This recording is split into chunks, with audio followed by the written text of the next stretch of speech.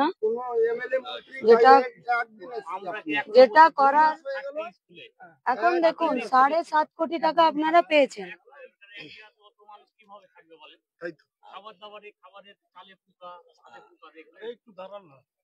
বলছি 7.5 কোটি টাকা এই কাজটার জন্য এখন পেয়েছেন। তাহলে যেটা প্রথম দেখা দরকার সেটা হচ্ছে 7.5 কোটি টাকাটার যাতে কেউ অন্যভাবে লুটপাট ভোগ না করতে পারে। এই গোটা টাকাটা যাতে যেটুকুই কাজ হোক যাতে 7.5 কোটি টাকার কাজটা সলিড হয়। আরে বিডিএ সাহেব আর এসি ইঞ্জিনিয়ারেরা না বলছি যে তাহলে প্রথম এইটা দেখতে হবে।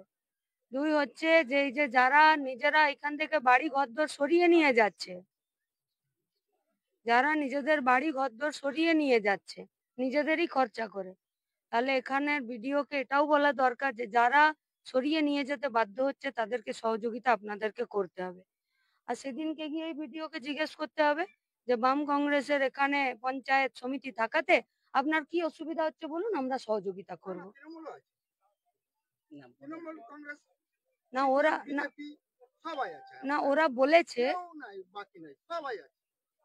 না ওরা যেটা বলেছে ওরা নাকি বলে গেছে, এমপি নাকি বলেছে যে এখানকার পঞ্চায়েত মেম্বার সমিতির মেম্বারের জন্য নাকি ওরা কাজ করতে পারছে না।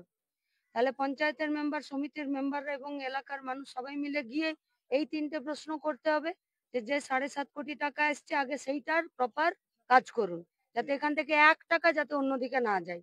এক। দুই হচ্ছে যারা বাড়ি ঘর সরিয়ে নিয়ে যেতে বাধ্য হচ্ছে তাদেরকে সহযোগিতা প্রশাসনকেই করতে হবে।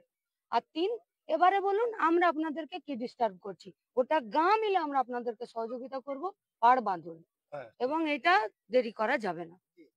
আর মেন কথা হলো কি বলেন তো, মানে কিছু আছে না যারা একটু মানে শক্তিশালী মানে মস্তান টাইপের, তারা কাজগুলো দায়িত্ব নিয়ে নিয়েছে, ওরাই কন্ট্রাক্ট নিয়ে নিয়েছে, কন্ট্রাক্ট কাছ থেকে ওরাই নিজের মন মতো কাজ করাচ্ছে। শক্তিশালী লোক কাজের দায়িত্ব নিক, যত শক্তিশালী লোক কাজের দায়িত্ব নিক।